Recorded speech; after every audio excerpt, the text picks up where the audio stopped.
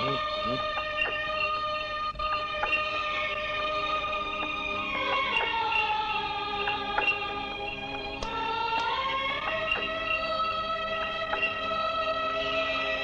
હેડો, સાંભળો છો? બપોરા ત્યાં ખાઈ લ્યો.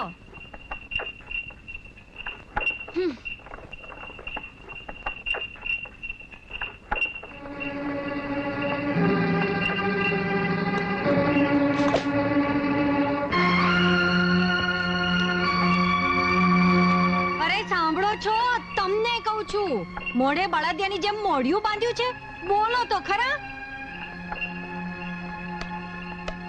આ માણસને શું કહેવું? માને મરે આજે 1 વર્ષ થવા આવ્યું. આટલા દાડામાં તમે મારી સાથે એક શબ્દ બોલ્યા નથી કે નથી હા નાનો જવાબે આપ્યો. મારો વાંકનો શું છે? બોલો, મોઢામાં મગ ભર્યા છે કે શું? આવો જુલમ કોઈ બૈરું કેટલા દાડા સહન કરે? બોલો, જવાબ દો. તમારા હૈયામાં બીજી કોણ બાઈ બેઠેલી છે તે હું બરાબર જાણું છું. કોણ? કોણ તે જેના ધણીના મરવાની તમે વાટ જોઈને બેઠા છો ને એ મારી ભાભી, મારી શોખ. હવે જો તમારા ઘરના લુગડાની બચકી લેવાય રોકાઉં તો મારા માવતરમાં ફેર સમજજો.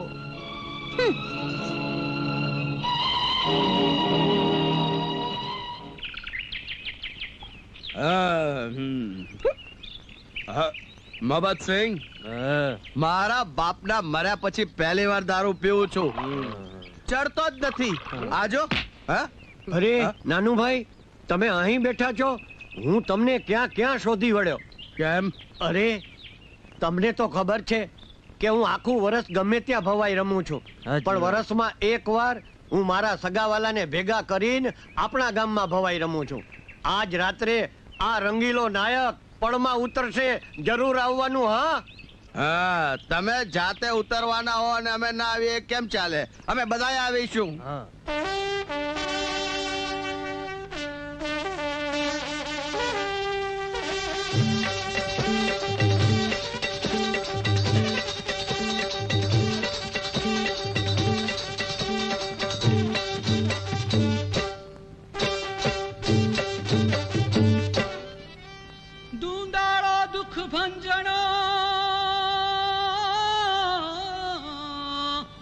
સદાય બાળે વેશ પ્રથમ પહેલા સમરીએ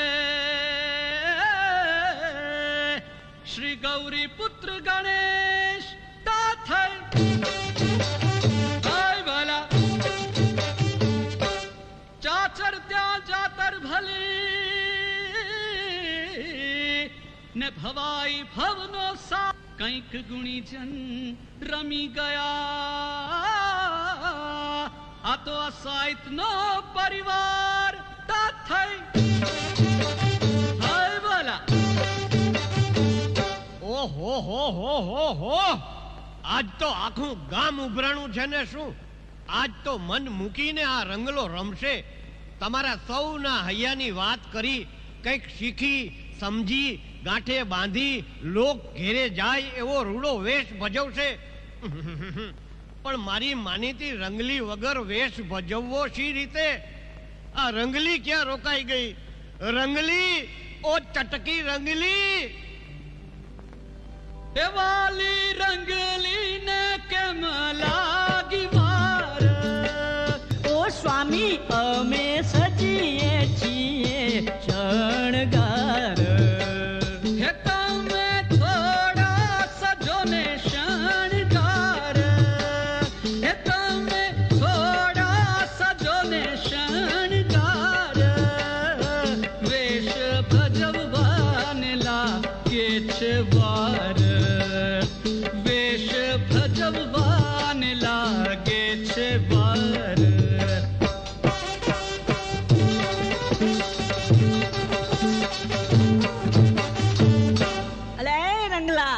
આજે શાનો વેશ ભજવ